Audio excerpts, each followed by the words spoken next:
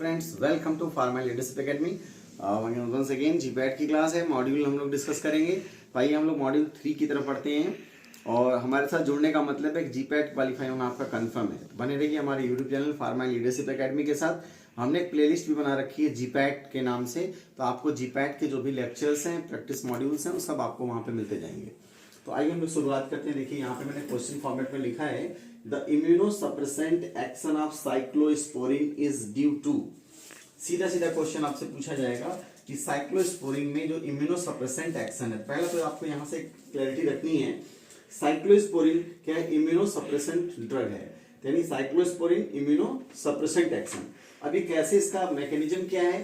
तो inhibition of gene transcription of interleukins. देखिए, inhibition of gene transcription of interleukins. जो cyclosporins हैं उनका जो इम्यूनोसप्रेसेंट एक्शन है, उसके पीछे रीजन क्या है? Because cyclosporine inhibits gene transcription of interleukins.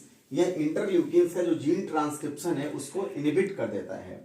तो the immunosuppressant action of cyclosporine is due to inhibition of gene transcription of interleukins, पहला। नेक्स्ट देखिए, purpose of seal coating, step of sugar coating. जब sugar coating की जाती है तो पहले seal coating करते हैं। तो यही बोल रहे हैं कि purpose of seal coating, step of sugar coating is. Sugar coating में जो सील कोटिंग करते हैं उसका क्या पर्पज है? तो prevent moisture penetration into tablet. ये टैबलेट में मॉइस्चर को पेनिट्रेट करने से रोकता है। तो यानी जब शुगर कोटिंग करनी है उसके पहले सील कोटिंग करते हैं, और सील कोटिंग क्या करता है? यह मॉइस्चर को पेनिट्रेट करने से रोकता है कि टैबलेट में मॉइस्चर पेनिट्रेट नहीं करेगा। ठीक है, आगे देखिए, differential manometer has advantage over simple manometer. Manometer जो है प्रेशर के लिए हम यूज करते हैं। तो आप देखो, जो प्रेशर डिफरेंस के लिए, तो आप देखो मैनोमीटर में भी सिंपल मैनोमीटर होता है और डिफरेंशियल मैनोमीटर होता है। तो जो डिफरेंशियल मैनोमीटर है उसका एडवांटेज क्या है? तो सिंपल सी बात है, डिफरेंशियल वाला क्या होगा? स्मॉल प्रेशर डिफरेंस को भी मेजर कर लेगा। तो differential manometer has advantage over simple manometer as it can measure smaller pressure difference. जो स्मॉलर प्रेशर डिफरेंस है उनको भी ये मेजर कर लेगा। कौन? Differential manometer. ठीक है, तो differential manometer can measure the smaller pressure difference. ठीक है, ये इसका एडवांटेज है सिंपल मैनोमीटर से। ये क्वेश्चन देखिए, बी फार्म फर्स्ट सेमेस्टर से उठा लिया गया है। Silver nitrate AgNO3 is used in limit test of as per IP। Indian pharmacopoeia के अकॉर्डिंग जो सिल्वर नाइट्रेट है वो किसके लिमिट टेस्ट में हम यूज करते हैं? तो आपको पता है सिल्वर नाइट्रेट हम क्लोराइड के लिमिट टेस्ट में करते हैं, जिसमें कि सिल्वर क्लोराइड का प्रेसिपिटेट बन जाता है। ठीक है, तो ये सिल्वर नाइट्रेट किसके लिमिट टेस्ट में यूज करते हैं? क्लोराइड के लिमिट टेस्ट में। नेक्स्ट देखिए, wheal and flare. Wheal and flare reaction is characteristic reaction associated with identification of type 1 hypersensitivity reaction. तो बस आप देखो यहाँ पे याद क्या करना है, वो यही है कि wheal and flare type 1 hypersensitivity reaction. Wheal and flare type 1 hypersensitivity reaction. एक बार फिर से रिपीट करते हैं, wheal and flare type 1 hypersensitivity reaction. Important है, रिपीट कर सकता है क्वेश्चन। तो wheal and flare type 1 hypersensitivity reaction. अब चलो देखो आगे है, prostaglandin analogs have therapeutic utility in the following except। देखो, prostaglandin analogs have therapeutic utility in the following except, यानी कि कोई भी 3 ऑप्शन है जहां पे प्रोस्टाग्लैंडिन एनालॉग्स की थेरेप्यूटिक यूटिलिटी है, बाकी एक जगह पे नहीं है। इम्पोर्टेंसी में तो आप देखो कि प्रोस्टाग्लैंडिन एनालॉग्स का थेरेप्यूटिक यूटिलिटी इम्पोर्टेंसी में भी है, पेरिफेरल वैस्कुलर डिजीज में भी है, और palliative treatment of patent ductus arteriosus इसमें नहीं है। तो इम्पोर्टेंसी पेरिफेरल वैस्कुलर डिजीज में है, palliative treatment of ductus arteriosus में नहीं है। तो आपका ये जवाब हो जाएगा। नेक्स्ट क्वेश्चन है आपका, which of the following is orally active testosterone. क्या है? देखो, orally active testosterone derivative having progestational activity. यानी आपको ये ऑप्शंस दिए गए, इसमें से कोई ऐसा है जो ओरली एक्टिव टेस्टोस्टेरॉन है और जिसके अंदर प्रोजेस्टेशनल एक्टिविटी है। Orally active testosterone which is having progestational activity. इसमें ऑप्शन है ऑक्सीमेस्टेरॉन, डाईहाइड्रोटेस्टोस्टेरॉन, इथिस्टिरॉन एंड नोमेजेस्ट्रॉल। तो इसका जवाब है इथिस्टिरॉन। इथिस्टिरॉन एक ऐसा ओरली एक्टिव टेस्टोस्टेरोन है जिसमें कि प्रोजेस्टेशनल एक्टिविटी होती है। नेक्स्ट देखो आपका क्वेश्चन है, which of the following drugs can be imported without a license. कौन सा ड्रग है जो बिना लाइसेंस के हम इंपोर्ट कर सकते हैं। ऑप्शंस को देखिए, शेड्यूल एच ड्रग, आपको पहले ही पता है शेड्यूल एच ड्रग का मतलब बिना डॉक्टर के प्रिस्क्रिप्शन के वो नहीं जाएगा, सेल भी नहीं कर सकते, इंपोर्ट बड़ी बात हो गई। शेड्यूल एक्स, इसमें भी आप देखो कौन सी ड्रग्स हैं जिनको विदाउट प्रिस्क्रिप्शन, वो भी इमीडिएट प्रिस्क्रिप्शन होगा तभी होगा, यानी ये भी इंपोर्ट नहीं कर सकते। फिर देखो drugs and in schedule C1 required for manufacturing and not for medicinal use. और fourth option, drugs in schedule C required for manufacturing and for medicinal use. जहां भी मेडिसिनल यूज आ जाएगा वहां बिना लाइसेंस के नहीं हो पाएगा, यानी एक ऑप्शन सी है, drugs in schedule C1 required for manufacturing and not for medicinal use. तो ये आपका किसमें हो जाएगा, ये इंपोर्ट आप कर सकते हैं, इसके लिए कोई लाइसेंस की रिक्वायरमेंट नहीं होगी। तो हम लोग बढ़ते हैं क्वेश्चन नंबर 9 की तरफ। क्वेश्चन नंबर 9 की तरफ बढ़ते हैं। देखिए मैच द फॉलोइंग, ये भी क्वेश्चंस आपको मिलेंगे। जैसे देखिए आपको यहाँ पे schedule M, schedule FF, schedule G, schedule P दिया हुआ है और यहाँ पे आपको दिए गए हैं मैच कराना है, कॉलम 1 कॉलम 2 दोनों को मैच कराना है। तो आपको जैसे A B C D दिया है, यहाँ 1 2 3 4 आपको ऑप्शंस दे दिए जाएंगे, तो आप पहले मैच करना सीख लो। अगर देखो पहले शेड्यूल M है, शेड्यूल M आपको पता होगा शेड्यूल M किसके लिए होता है, GMP, गुड मैन्युफैक्चरिंग प्रैक्टिस। याद रखने का तरीका देखो, M और GMP में भी M आता है, शेड्यूल M GMP, ठीक है। FF जो होता है वो स्टैंडर्ड्स फॉर ऑप्थेल्मिक प्रिपरेशन होता है। FF किसके लिए है, standards for ophthalmic preparation. Schedule G क्या है, various drugs to be used under medical supervision. और शेड्यूल P मतलब पीरियड से याद रख लेना, शेड्यूल P लाइफ पीरियड के लिए होता है, यानी regulation regarding life period and storage of various drugs. तो अगर इस क्वेश्चन में हम बात करें शेड्यूल M यानी इसका 1 का 1 यानी A का 1, B का 2, C का 3, D का 4, ऐसे बाकी में कुछ चेंजेस रहेंगे तो आपको वहां पे ध्यान रखना होगा। और अगर आप 1 2 भी इसमें आएगा तो आप ऑप्शन से मिला लेना, आपका काम हो जाएगा। वैसे ये तो याद करने की चीज है, schedule M GMP, schedule FF standards for ophthalmic preparation, schedule G various drugs to be used under medical supervision, schedule P regulations regarding life period and storage of various drugs. Next question है, which of the following drug belongs to class of antibiotic called ansamycins. इसमें से कौन सी drug है जो antibiotic की एक class होती है अंसामाइसिन, उस कैटेगरी से बिलोंग करती है। जैसे स्ट्रेप्टोजोटोसिन, एजिथ्रोमाइसिन, स्ट्रेप्टोमाइसिन, रिफाम्पिन। तो देखो रिफाम्पिन एक ड्रग है जो अंसामाइसिन कैटेगरी को बिलोंग करती है, रिफाम्पिन अंसामाइसिन कैटेगरी में।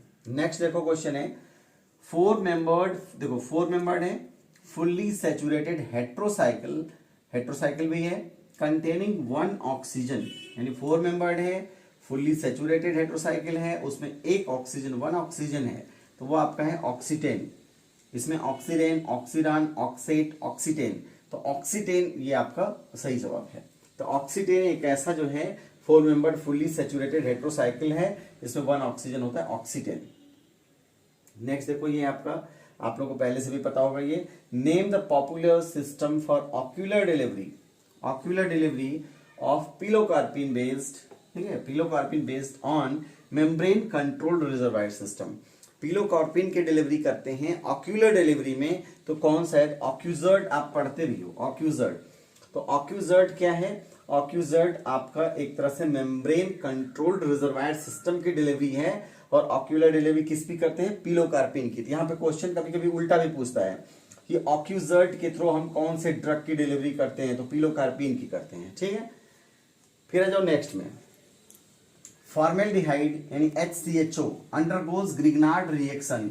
फॉर्मेल्डिहाइड जब ग्रिग्नार्ड रिएक्शन होता है तो क्या प्रोडक्ट देता है, तो फॉर्मेल्डिहाइड से प्राइमरी अल्कोहल बनता है। तो फॉर्मेल्डिहाइड में क्या होगा, primary alcohol. Formaldehyde undergoes Grignard reaction to give primary alcohol.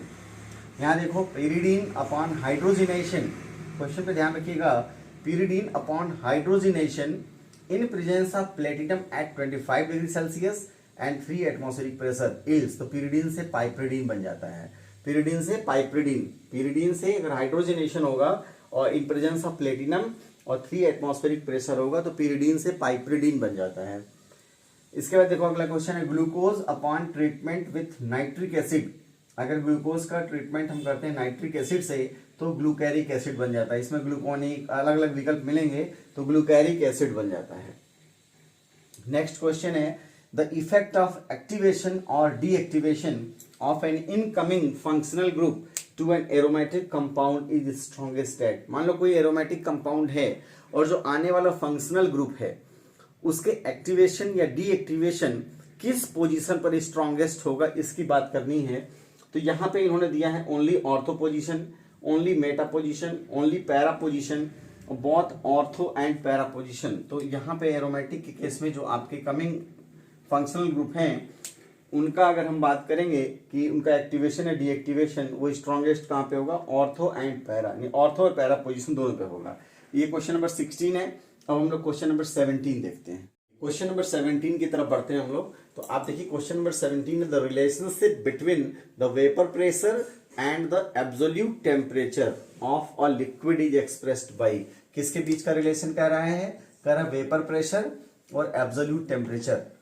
कोई भी लिक्विड है उसके वेपर प्रेशर और एब्सोल्यूट टेम्परेचर का जो रिलेशन होता है उसको हम किस इक्वेशन से एक्सप्रेस करते हैं। इसमें है Boyle's equation, Lean and Canon equation, Joule Thomson equation and Clausius Clapeyron equation. तो वेपर प्रेशर और एब्सोल्यूट टेम्परेचर जो है लिक्विड का उसके बीच का जो रिलेशनशिप हम एक्सप्रेस करते हैं तो उसके लिए क्लाउसियस क्लैपिरॉन इक्वेशन होता है। तो आपको याद रखना है vapour pressure absolute temperature liquid का Clausius Clapeyron equation. Next question, which of the following, अगर इसको आप थोड़ा सा क्वेश्चन को समझ लेंगे तो आप ऑटोमेटिक जवाब लिख जाएंगे। देखो which of the following product life cycle phases it is indicative of market saturation. एक वर्ड देखो क्या दे रहा है, market saturation, in the sense that all the potential customers have bought the product except those who have decided not to have it. यानी कोई product है तो मार्केट में वो सारे पोटेंशियल कस्टमर्स उस प्रोडक्ट को परचेज कर चुके हैं और वही लोग परचेज नहीं किए हैं जिन्होंने डिसाइड कर लिया कि मुझे नहीं लेना है। तो इस फेज को हम क्या नाम देंगे। Number 1 growth phase. तो देखो ग्रोथ फेज तो होने से रहा, ग्रोथ कहाँ पे है, रुकी हुई है क्योंकि सब कुछ जो कस्टमर्स थे पोटेंशियल वो ले चुके हैं। इंट्रोडक्टरी फेज हो नहीं सकता, डिक्लाइन फेज, और एक है मैच्योरिटी फेज जो कि मार्केट सैचुरेशन की बात कर रहा है। अब कहीं पे वो कस्टमर सारे लोग ले चुके हैं जिनको लेना था, तो अब आपका ये क्या हो जाएगा, मैच्योरिटी फेज, यानी मैच्योर हो चुका, अब कुछ नहीं होगा। ठीक है, मैच्योरिटी फेज में आ जाएगा। नेक्स्ट क्वेश्चन देखिए, when one of the reactant is present in such great excess. कोई मान लीजिए रिएक्शन हो रहा है और जो रिएक्टेंट है वो इतने ज्यादा मात्रा में है कि इट्स कॉन्सेंट्रेशन में बी कंसिडर्ड कांस्टेंट, कि तो इसका जो कॉन्सेंट्रेशन है उसको कांस्टेंट या नियरली कांस्टेंट मान लिया जाए, तो रिएक्शन किस कैटेगरी, किस ऑर्डर में आएगा। यानी ऐसा रिएक्टेंट है वो जिसकी क्वांटिटी बहुत ज्यादा है, ठीक है, बट जो कॉन्सेंट्रेशन है वो कांस्टेंट है या नियरली कांस्टेंट है, तो रिएक्शन कैसा होगा, second order, pseudo order, zero order, third order. यानी कि आप देखो रिएक्टेंट की मात्रा ज्यादा होने के बाद भी कॉन्सेंट्रेशन कांस्टेंट है, तो ऐसे में हम इसको स्यूडो ऑर्डर रिएक्शन कैटेगरी में आएगा। क्या होगा, स्यूडो ऑर्डर। ठीक है, लास्ट क्वेश्चन आपका इस प्रैक्टिस मॉड्यूल का देखिए, which of the following ointment bases is an ingredient of an absorption base। तो देखो एक तो ऑइंटमेंट बेस और दूसरा है एब्जॉर्प्शन बेस। कह रहे हैं कि which of the following ointment base is an ingredient of an absorption base। तो कौन सा आपका है, petrolatum, lanolin, hydrogenated castor oil, cetyl alcohol. तो आपका जो लैनोलिन है ये आपका एक ऐसा ऑइंटमेंट बेस है जो एब्जॉर्प्शन बेस का इंग्रेडिएंट होता है।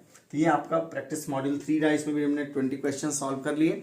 तो बने रहिए हमारे YouTube channel pharma and leadership academy के साथ, और हमारे साथ जुड़ने का मतलब है कि आप जीपैट क्वालिफाई 100% होंगे। तो अगर आपको जीपैट क्वालिफाई करना है और आपका ड्रीम है कि गवर्नमेंट की 12,400 12,400 की स्कॉलरशिप लेनी है और पोस्ट ग्रेजुएशन अच्छे जगह से करना है, तो जुड़िए हमारे साथ। और हमने एक प्लेलिस्ट बना रखी है जीपैट के नाम से, आप उसमें मैंने कंटेंट जो भी हैं आप उनको देखिए। अभी आपके कमेंट हो आप मुझे जरूर दीजिए। Thank for watching. जय हिंद।